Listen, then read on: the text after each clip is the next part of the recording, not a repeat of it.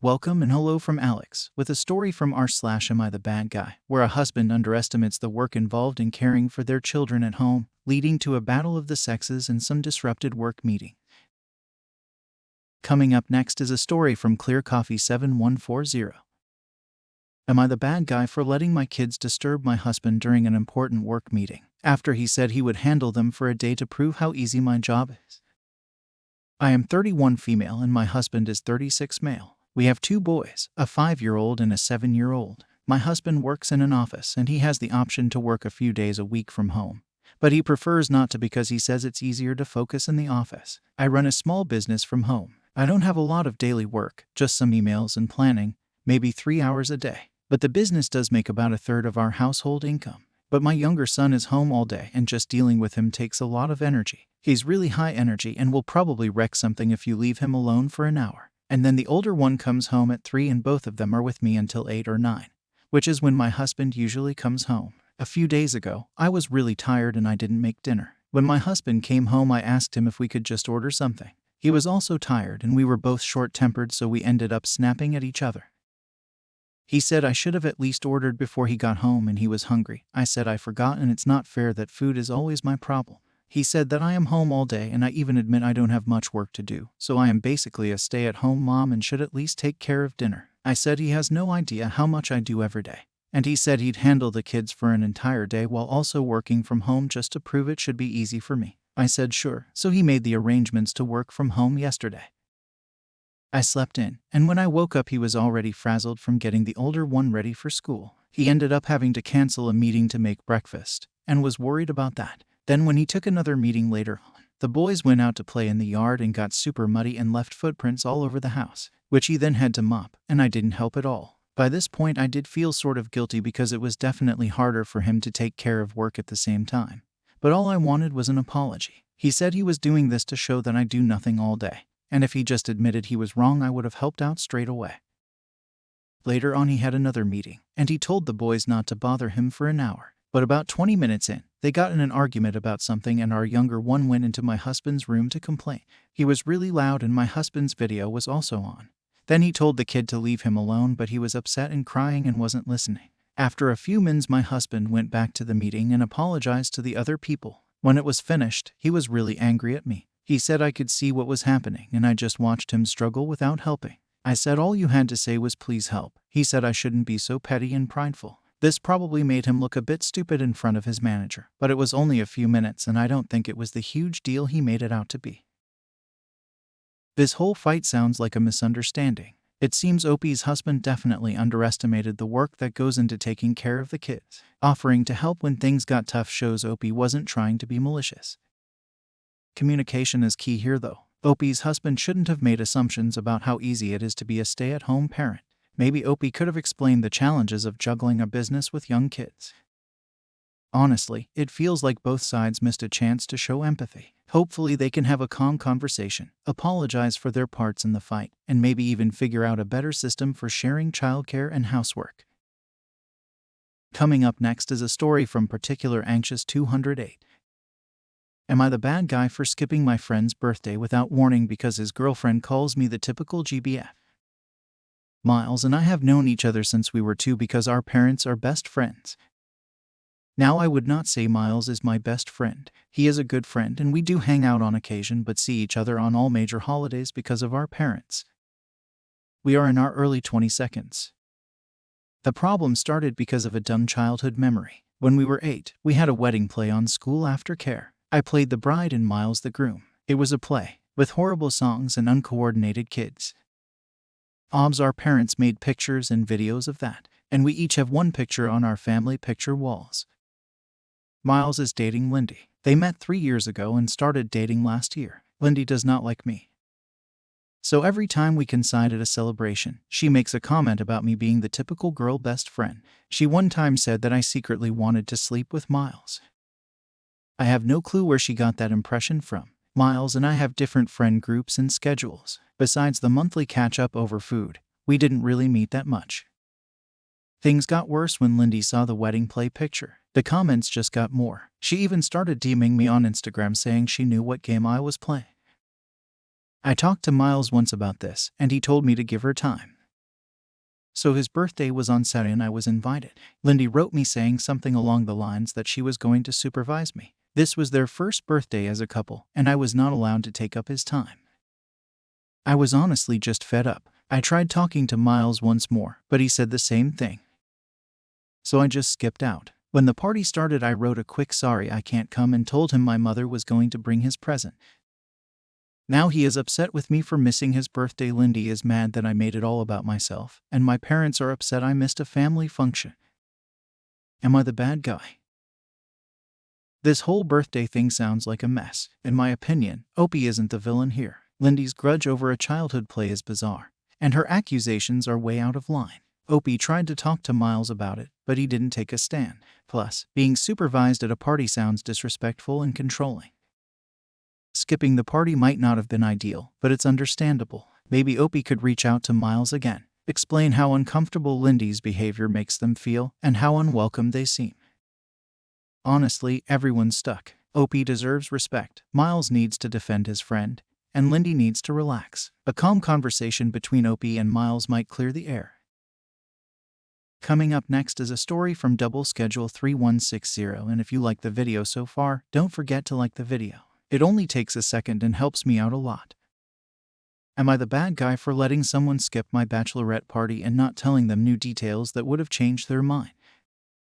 Apologies in advance as I had a hard time writing the situation in a single sentence. My brother has been trying to push me to get closer to his girlfriend Mary, together 3 months. I've done my best to get to know her, initiating dinners, trying her hobbies with her, etc. But we honestly don't really get along. I personally think she's a snob. She complimented my designer bag, but took the compliment back when she found out it was thrifted, as in literally said "yike, I take that back," while she thinks I lack culture and sophistication. Also something she's mentioned when trying to convince me to do a makeover with her. The issue is that I am getting married this year, and my brother has been really trying to get her involved. I put my foot down with the bridal party since they've only been dating for 3 months and I don't know her, but he insisted that I invite her to the bachelorette. It was originally supposed to be super low-key and local. Mary tried to push for something more extravagant, but it really wasn't in my budget. When I wouldn't budge, she told us something came up that weekend and she couldn't go. I was later surprised by my friends who had come together to organize a lavish weekend through favors and points.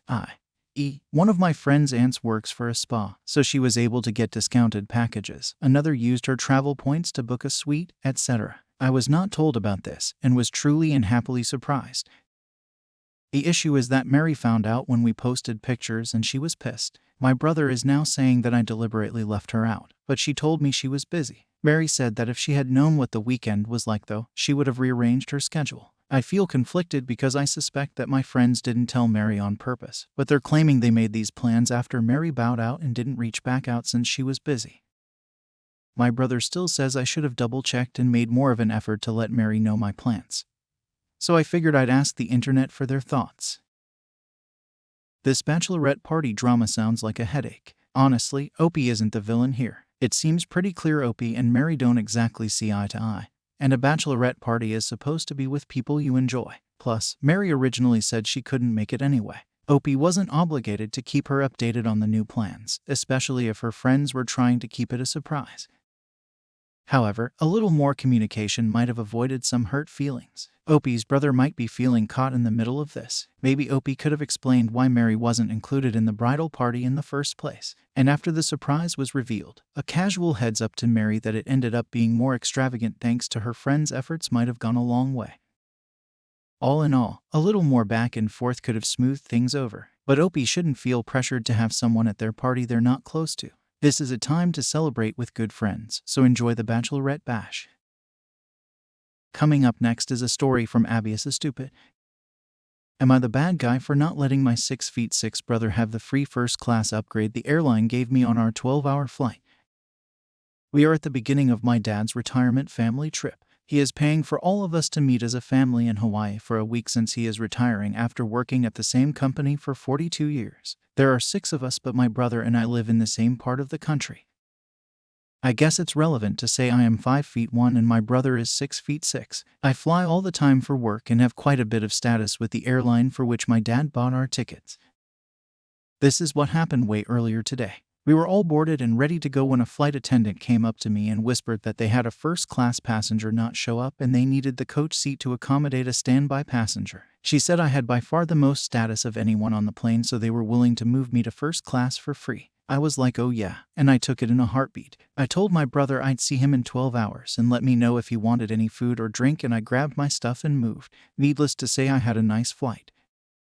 When we landed and were waiting for our shuttle, my brother was so pissy but wouldn't tell me what was going on. He didn't speak to me the whole shuttle ride. We had a nice hello with the rest of the family, but after I got down from my shower, my mom took me aside and said what I did was awful. I asked her what she was talking about, and she said that I should have given my brother the seat. I thought that would be the end of it, but all 5 of my siblings and my parents are upset with me, and the vacation is off to a very rough start. I was trying to play with my niece and nephew in the lobby waiting for lunch, and my sister said no, they only like to play with people who give a shit about their family. What were you thinking? I asked her if this was about the first class thing, and she said, what do you think it's about? I said that he never asked me to switch with him. She said an asshole makes people beg, family members don't. I've been by myself since brunch and not having much fun. Am I the bad guy? This whole situation sounds rough. Opie definitely isn't the villain here. The free upgrade was offered to them, and it makes sense to enjoy a perk they earned through flying a lot. Plus, offering to grab drinks and food for their brother shows they weren't trying to completely ditch him. However, communication seems to be lacking. Maybe Opie's brother would have rather had the upgrade but never spoke up. On the other hand, maybe the family is used to Opie giving things up for them, which isn't always fair. Honestly, everyone kind of messed up a bit. Opie's family could have been more understanding, and the brother could have communicated his desire for the seat. A simple conversation beforehand could have avoided this whole mess. Maybe Opie can try to mend fences by apologizing for the hurt feelings, even if they don't believe they did anything wrong. Hopefully, the family vacation can still get back on track. Coming up next is a story from yougotajeepwhat.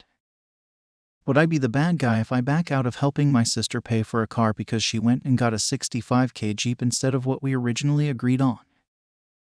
My sister, 18 female, is starting college this fall. She doesn't have a car but will need one because she'll be commuting to school while living at home. At the beginning of the year, I, 27 male, told her that I'd help her pay for a car as a graduation gift, and I'd pay for the first $5K of her monthly payments. She has an almost full-ride scholarship and is living at home, so this will probably be her only recurring bill outside of school fees and supplies. I did this so that when she started working, she could build as much of a savings net as possible if something came up. My parents, my sister, and I originally agreed on a max of $25K, $30K. This car isn't meant to last her a decade. She's never owned a car before. This is her baby's first car. It's supposed to be an affordable used car for a college kid to get around in. It should last her for college, and then she can figure out what to do from there. Well, I was lied to because she and my parents went out and bought a brand new Jeep yesterday. I'm livid my parents co-signed for her to get this. Not only did they buy a $65K brand new car, but they financed a $10K down payment at an even higher APR for some reason. For some insight, my parents cannot afford this car themselves, and they can't even afford the new payments on the loan they got for the $10K.